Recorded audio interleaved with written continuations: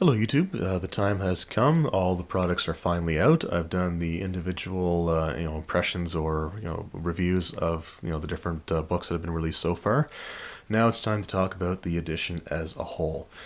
When 5th edition was first announced, there were some, I think, reservations that a lot of people had.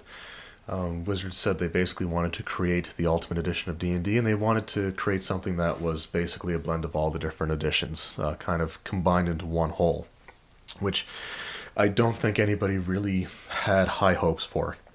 I know myself personally, I thought it was just a bit too much of too far of a stretch for them to actually be able to achieve that. But we'll see how they did by the end of this video. The fact that they took their time to develop it, I think, worked in their favor. The fact that they did a massive open playtest, I think, also worked in their favor. So it allowed them to get feedback from more people than they have been getting in the previous versions of the game. I had little to no interest, actually, when 5th edition was first announced. I know at the time, 4th edition wasn't as successful as I think they were hoping for. I'm gonna, do videos on the separate editions, and I'll talk about 4th, in that one. But it was my favorite version of the game at the time, and I'd played 3rd edition for so long that I just burnt myself out on it, and just never really wanted to touch it again.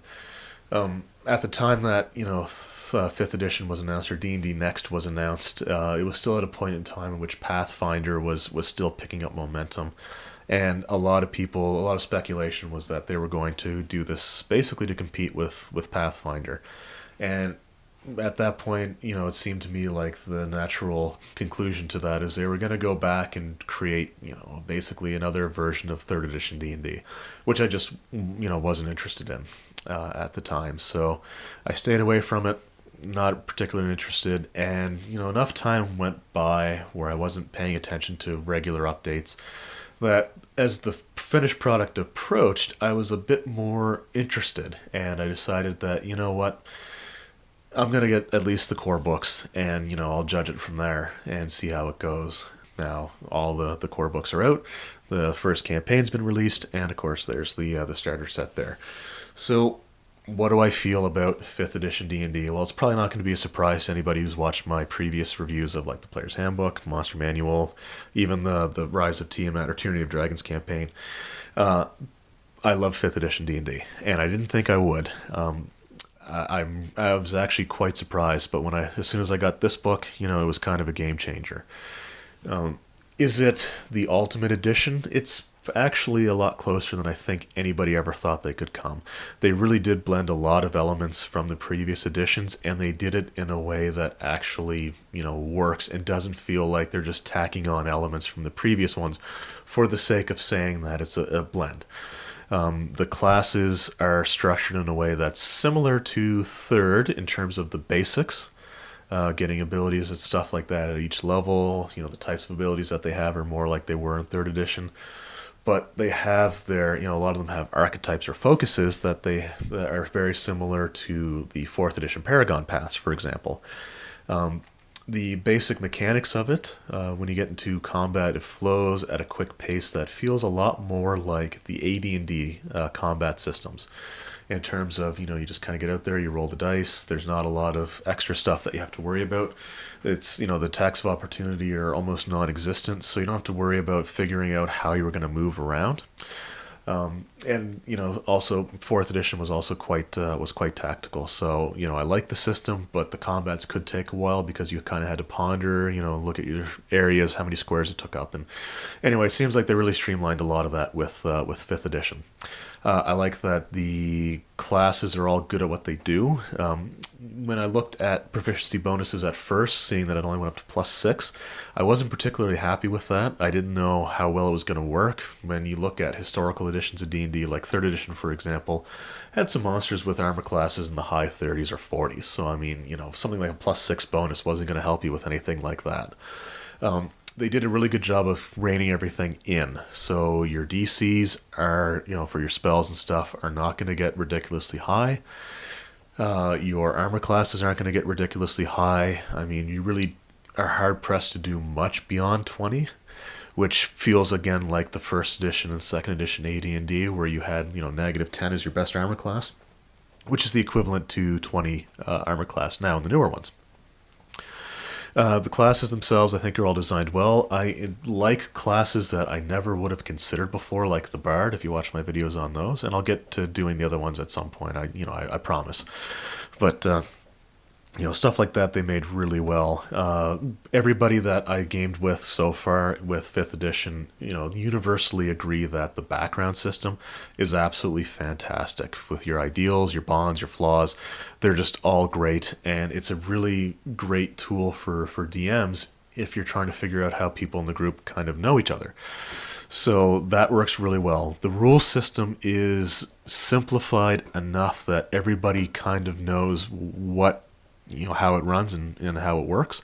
But if anything really comes up and into question, it's always up to the DM, which is something that previous editions didn't have. 4th edition and 3rd edition, for better or worse, we're trying to create a comprehensive rule system so the DM could just point to it and say, no, this is how it works, which kind of backfired because it led to players say, no, this is how it works, and it wasn't a great environment. And there were campaigns that I did drop in my 3rd edition days just because the rules arguments just really got to me and burnt me out on the system altogether.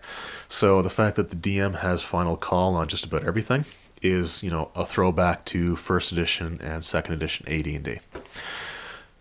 There's some optional rules that they introduced in the Dungeon Master's Guide that allow you to have things like speed factors, which, if you played 2nd edition, you're very familiar with speed factors and casting times for your spells. So you can kind of create a system that's more like that. You can do an initiative system more similar to first, where it was just done by each individual side. And when the player side goes, all the players determine their actions, and when the monsters go, the DM determines all of their actions. So if you wanted to use that system, you certainly could. If you liked the Healing Surge idea from 4th edition, then they do have that as an optional rule, where you can spend your hit dice in combat. You spend an action, you can burn up to half of your hit dice if you want. So there's some great things like that. And the monsters they're simplified. They have XPs that are set in stone, similar to all the editions except for 3rd, which had the Challenger Ring system, which I don't really like. So they did an absolutely fantastic job with that. My biggest concern after getting the Player's Handbook was inspiration, and because it just wasn't defined, hardly at all. It just said that, within certain circumstances, the DM can award inspiration. But there's no guidelines as to what that really meant. The DMG has, a page or almost 2 pages that talks about different reasons to award inspiration. It has a little section on if you don't want to award inspiration because it feels a bit too metagamey in terms of, trying to do something just to get that mechanical reward. And there was an optional rule for having the players award inspiration to other players. I don't like that. I will never use that, just because it could be way too easily abused. But the system, the inspiration system, I do feel better about having seen that. I haven't been able to read it too thoroughly yet. I just got the book a few days ago, and between work and back problems and stuff like that, I just haven't had a chance to really relax and do some reading like I'd like to. But I've gone through enough to know what I wanted to say in this video. The other thing I wanted to talk about are magic items, which in 3rd edition were a bit over the top. You could have, it was all about the players designing their weapons and armor and building their characters around what items they needed for their character. So, they wanted a +2 Flaming Burst, Keen, Axiomatic, Holy, Dancing Longsword, a +3 Heavy Fortified, Animated Shield, the different types of armor. They needed to have, a Belt of Giant Strength +6. They had to have all these things, and it just got to be a bit too much. In 4th edition, they simplified the system, and magic items just were what they were. So a weapon with a magical property had that magical property, and that was it, which I think was really the way to do it, and that's the way they handled it with this. So it's similar to every edition other than 3rd. The weapon bonuses only go up to +3, but again, the highest armor class I've seen in 5th edition is 27, and that belongs to a deity. Other than that, 25 is the highest. So you don't have to be that high of a level to hit something with the 25 AC. but are you going to be tough enough to deal with it? That's the question. So they did, I think, a great job with that. I like the attunement system. So there are items that you kind of have to attune to yourself in order to get the full benefits of. But not all of them do that. So you can attune yourself up to 3 items, and anything else, they're ones that you just use normally, and that's it. So I think it's kind of a nice system. It's a way to balance it out, because some of the ones that you attune yourself to are the more powerful ones. So it kind of limits how many powerful items you can really be using all at once. I like that magic items don't have retail prices in the book. That when you find them, it's a major thing. It's not something you're going to find with every encounter. You're not going to have a golf bag full of +1 longswords when you get out of a dungeon to go back and sell in town. They do have rules for selling magic items, but it's not easy. There's time involved. You have to find a buyer, and then of course what kind of person is buying that, and what it can create from there. So everything being said, this is probably to date the best version of D&D that they've released. I'm sure there's going to be a few things that are going to need to be tweaked in the future and stuff like that, but it seems pretty solid. I don't see anything particularly broken or things that can be exploited quite to the extent that they were in 3rd edition. So hopefully we'll have 5th edition as these 3 core books for a while before they have to release any sort of updates. I understand the plans of Wizards of the Coast is to only release a few books a year. So they're not going to start pumping things out like they did with 3rd edition and 4th edition. I like this because it means that they can really focus on providing quality. It means that they're drawing out their releases over a longer period of time. I would love to see 5th edition last for at least 10 years. That was kind of the benchmark, back in the day was 11 years. 1st edition to 2nd edition was, for the hardcovers, was 11 years. And from 2nd edition to 3rd edition was 11 years. And then from 3rd to 3.5 was only 3 years. 3.5 to 4th was 5 years. And then only a couple years into 4th edition, they released D&D Essentials. And then now we're at 5th. So I'm hoping that this product lasts for quite a while. And, if they do it right, it's going to be a long time before they would really need to do another edition. They are letting some third-party companies release some things, which is what they did with the Tyranny of Dragons. So I'll be interested to see how that turns out. I don't know how many of those I plan on getting, and I'm not quite sure if the qualities are necessarily going to be as good as they are with the Wizards ones. So we'll see how that goes. I don't know too many. I know there's an Adventurer's Handbook or something that's supposed to be coming out sometime next year.